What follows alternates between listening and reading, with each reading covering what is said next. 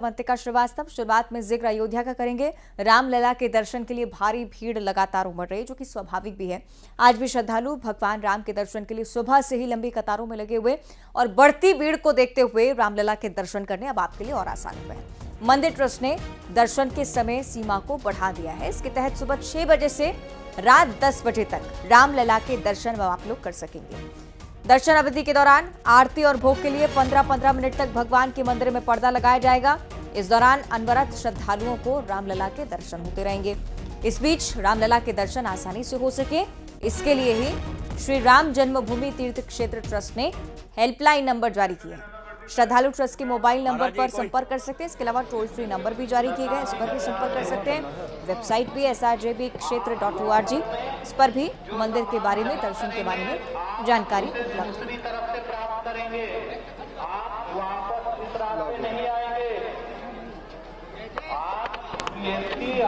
जो लॉकर बना हुआ है, आप अपने सामान को दूसरी तरफ से प्राप्त करेंगे। इसीलिए आप चप्पल, जूते और अपने सामान इधर-उधर न निकालें। आप लॉकर में ही सामान को जमा करें। पंजाब का ये पूरा ग्रुप है, जिसमें बच्चियां हैं।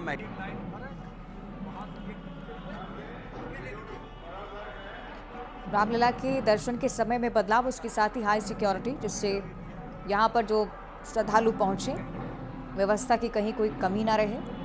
पहले दिन स्थिति बहुत ज़्यादा बिगड़ी, दूसरे दिन थोड़ा नियंत्रण में आई और अब सुचारू व्यवस्था। देखिए, रामलला का प्राण प्रतिष्ठा हुई आज चौथा दिन है और उसी दिन दर्शनार्थियों के लिए दर्शन की खोल दिया गया था 22 तारीख को ही। और बहुत पहले दिन, दूसरे दिन तो बहुत ज़्यादा भीड़ रही और उसमें बहुत परेशानियां रही शासन प्रशासन को भी। लेकिन अब धीरे धीरे संयमी हो गए हैं लोग और बड़े ही शांति ढंग से रामलला का दर्शन कर रहे हैं। दर्शनार्थियों की भीड़ अभी भी है, लेकिन अब उतना नहीं है जितना धक्की मुक्की वाली बात हो। इसलिए जिस रूप से अपील किया गया था कि संयम रख करके और शांतिपूर्वक रामलला का दर्शन करें, दर्शनार्थी उसी रूप से शांतिपूर्वक रामलला का दर्शन कर रहे हैं।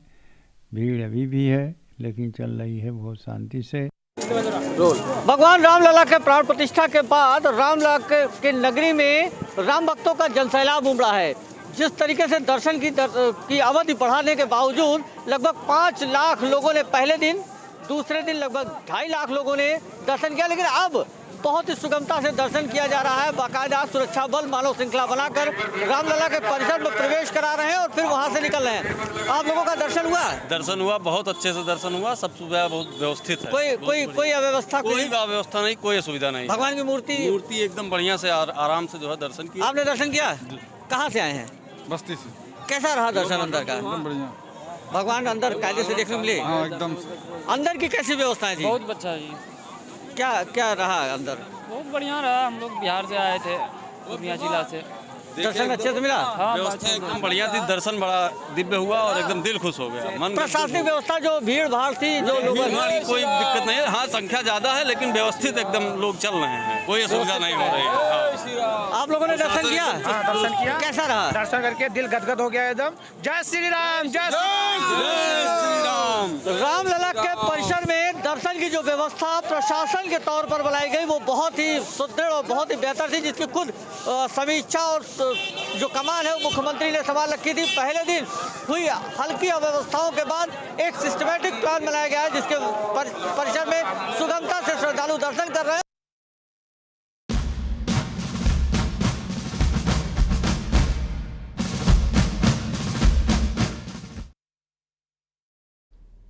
और 26 जनवरी यानी कि गणतंत्र दिवस से पहले उत्तर भारत में इस वक्त 10 एयरबेस बहुत ज्यादा एक्टिव हो गए हैं। रफाल और सुखोई जैसे विमानों की लगातार उड़ान के बाद चीन और पाकिस्तान दोनों जानना चाहते हैं कि उत्तर भारत में आखिर चल क्या रहा है।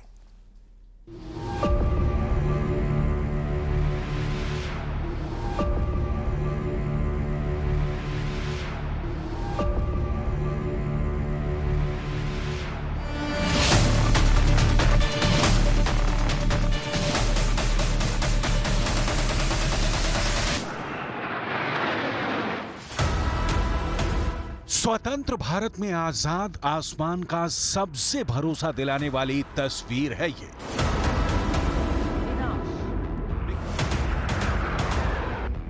युद्ध छेड़ने पर दुश्मन के हवाई घेराबंदी का यकीन है ये।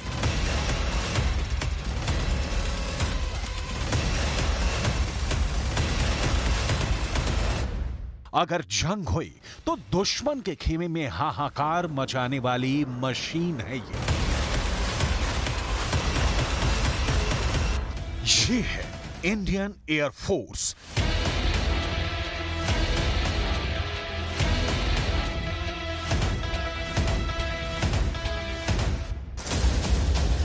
धड़कते जेट इंजन टेक ऑफ के लिए तैयार ये वो फोर्स है जिसके उड़ान भरते ही दुश्मन के रडार एक्टिव हो जाते हैं। 26 जनवरी की परेड में फ्लाई पास्ट के दौरान वायुसेना अपना मेगा शो दिखाने जा रही है। इस बार फ्लाई पास्ट में एयरफोर्स के 54 विमान उड़ेंगे, जिसमें फ्रांस के जेट भी शामिल होंगे।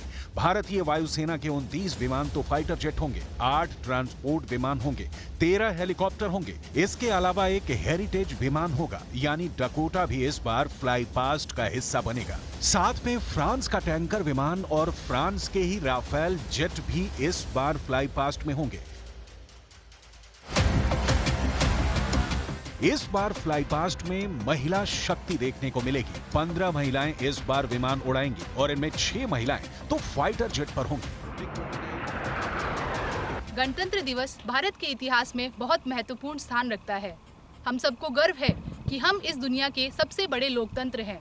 इस अवसर पर मैं अपने स्क्वाड्रन की ओर से पूरे देश को गणतंत्र दिवस की हार्दिक शुभकामनाएं देना चाहती हूं और साथ ही यह बताना चाहती हूं कि भारतीय वायुसेना किसी भी परिस्थिति में देश की सेवा में तत्पर है। इस बार भी 26 जनवरी से पहले उत्तर भारत के तमाम एयरबेस बहुत ज्यादा एक्टिव हैं। अंबाला से लेकर सिरसा और आदमपुर से बरेली तक बहुत हलचल है। ये वो एयरबेस हैं जो पाकिस्तान और चीन दोनों के खिलाफ सबसे खास एयरबेस माने जाते हैं। हर तरफ तैयारी देखने लायक है। MiG-29 जो इस बार बाज फॉर्मेशन में उड़ रहा है, उसके पायलट की तरफ से मैसेज देखिए। इस साल भारत के 75वें गणतंत्र दिवस के अवसर पर 47 स्क्वाड्रन के बहादुर पायलट्स कर्तव्य पथ पर 3 MiG-29 जहाज़ों के साथ बास फॉर्मेशन में 800 किलोमीटर प्रति घंटे की रफ्तार से सलामी मंच के सामने से उड़ान भरेंगे।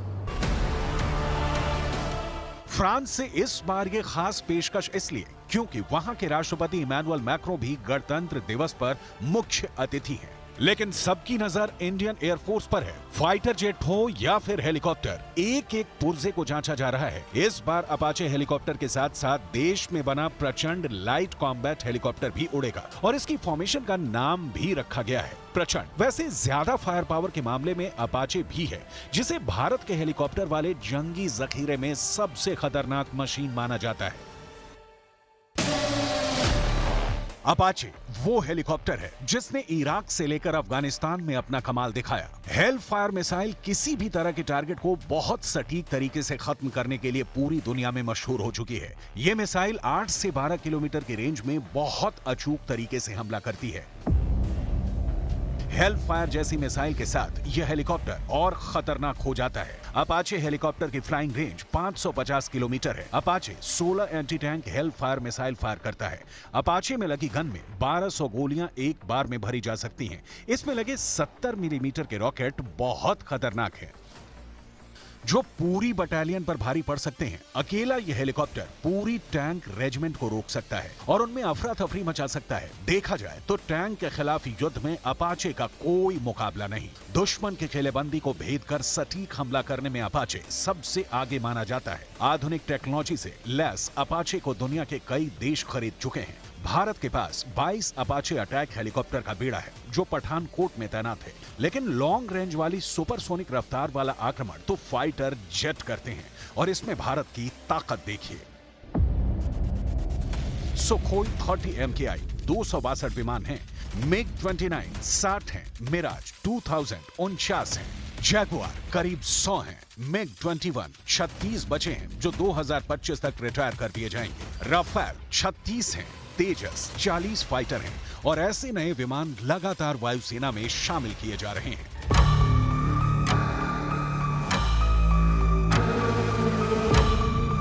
तेजस यानी चमक। ये चमक हिंदुस्तान के आसमान में ऐसी रोशनी है जिसमें भविष्य के लड़ाकू विमान तैयार करने की मजबूत बुनियाद कही जा सकती है। तेजस प्रोजेक्ट पर पिछले कुछ साल में काम काफी तेजी से शुरू हुआ है। तेजस की खासियत यह भी है कि इसे उड़ने के लिए बेहद छोटी हवाई पट्टी चाहिए। ये 460 मीटर के रनवे से भी टेक ऑफ कर सकता है। इसमें लगे इजरायल के एवियोनिक्स यानी रेडार और बाकी कंप्यूटर सिस्टम इसे कई मायनों में ज्यादा आधुनिक बना देते हैं। अभी तेजस में लगा रेडार एक साथ 10 लक्ष्यों को ट्रैक करके उन पर निशाना साध सकता है। ये बात इसे top of the line fighter jets में शामिल कर देती है। मार्क 1A के बाद अब बारी है तेजस मार्क 2 की, यानी तेजस के और भी खतरनाक वर्जन की, यानी तेजस मार्क 2 की। ये मौजूदा तेजस से बहुत बेहतर होने जा रहा है। मार्क 2 मार्क 1 से बड़ा होगा और इसकी रेंज भी ज्यादा होगी। ये ज्यादा बम और मिसाइल लेकर भी ऑपरेट कर पाएगा। मार्क 2 में 6500 किलो बम ले जाए जा सकेंगे। मार्क 1 की क्षमता 3500 किलो बम और मिसाइल की है। इसमें पायलट के लिए on board oxygen generation system होगा, जैसा कि राफेल में है।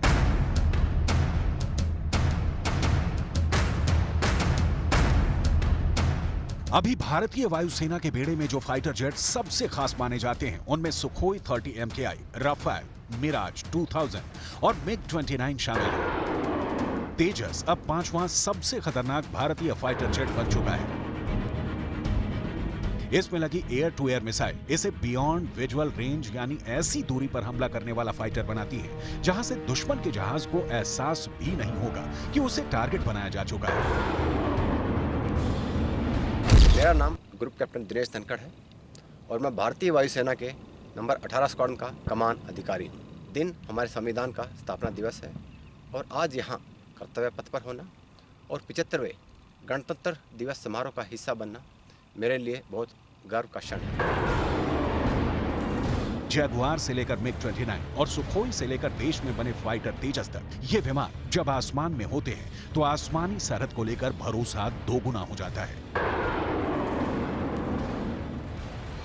लेकिन हमेशा की तरह इस बार भी सबसे ज्यादा बात राफेल को लेकर हो रही है, क्योंकि जब राफेल उड़ता है तो पाकिस्तान और चीन अलर्ट हो जाते हैं। राफेल के 2 बेस पूरे दक्षिण एशिया में चर्चा में रहते हैं। अभी भारत के पास राफेल की पूरी 2 स्क्वाड्रन है, यानी 18 जहाज की 2 फ्लीट। एक स्क्वाड्रन हरियाणा के अंबाला में तैनात है, जबकि दूसरी स्क्वाड्रन 1500 किलोमीटर दूर पश्चिम बंगाल के हासीमारा एयरबेस पर डिप्लॉय की गई है। इन दोनों एयरबेस पर राफेल के तैनात होने के मायने हैं कि चीन और पाकिस्तान के खिलाफ 2 बड़े मोर्चों पर दुश्मन के विमान की घुसपैठ अगर हुई तो वो वापस बचकर नहीं जा पाएगा। इन दोनों मोर्चों पर राफेल का इस्तेमाल चीन की एयरफोर्स के खिलाफ किया जा सकता है। राफेल फाइटर जेट इस वक्त इंडियन एयरफोर्स का प्रीमियम क्लास लड़ाकू विमान कहा जा सकता है। भारत के पास राफेल अभी महज 36 ही हैं, लेकिन इनके आने से वायुसेना की ताकत बहुत ज्यादा बढ़ गई है, जो 2 मोर्चों पर देश के आसमान की हिफाजत कर सकते हैं। फ्रांस से लिया गया जहाज बहुत स्पेशल है। अंबाला और हासीमारा में राफेल का होना उत्तर भारत के आसमान को सुरक्षित बना देता है। यह तिब्बत के दोनों मोर्चों यानी लद्दाख और पूर्वोत्तर की तरफ से आने वाले चाइनीज खतरों का मुकाबला कर सकता है। इस वक्त दुनिया में कई एयरफोर्स की पसंद बन चुका है राफेल लड़ाकू विमान। चीन और पाकिस्तान के किसी भी जहाज से बेहतर फाइटर जेट माना जा रहा है।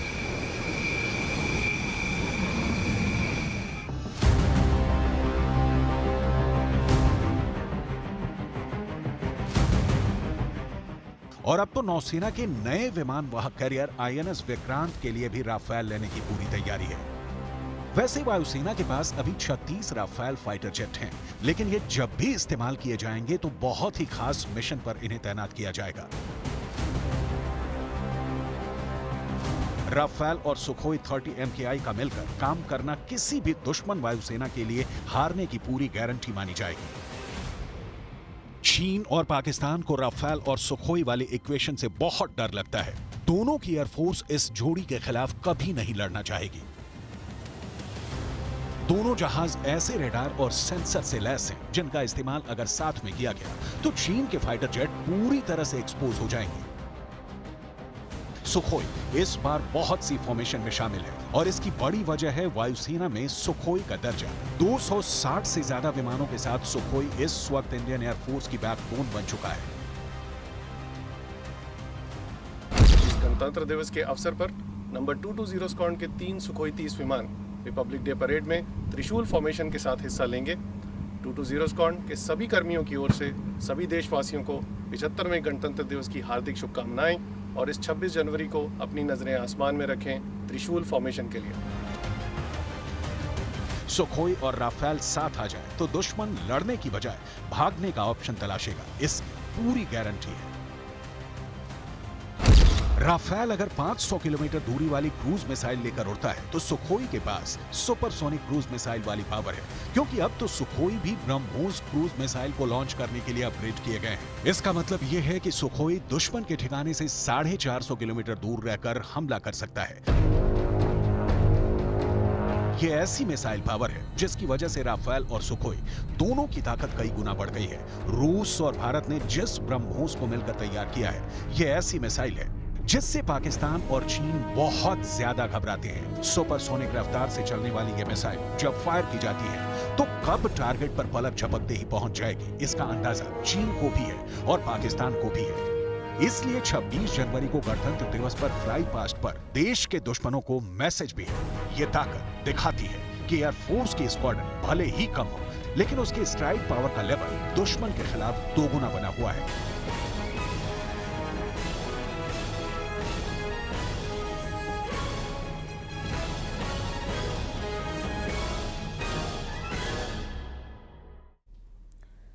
और अब एक और खास खबर। गोल्डन महाशीर मछली की तलाश के लिए इंग्लैंड से छत्तीसगढ़ वैज्ञानिकों की टीम पहुंची है। कटघोरा डीएफओ के साथ चर्चा करने के बाद वैज्ञानिकों का दल हसदेव और इसकी सहायक नदियों में गोल्डन महाशीर मछली की तलाश करने के लिए निकल पड़ा है।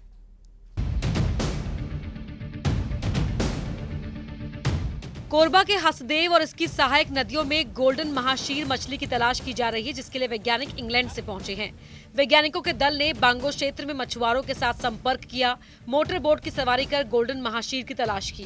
दिन भर चली खोजबीन के बाद ये मछली वैज्ञानिकों के दल को नहीं मिली।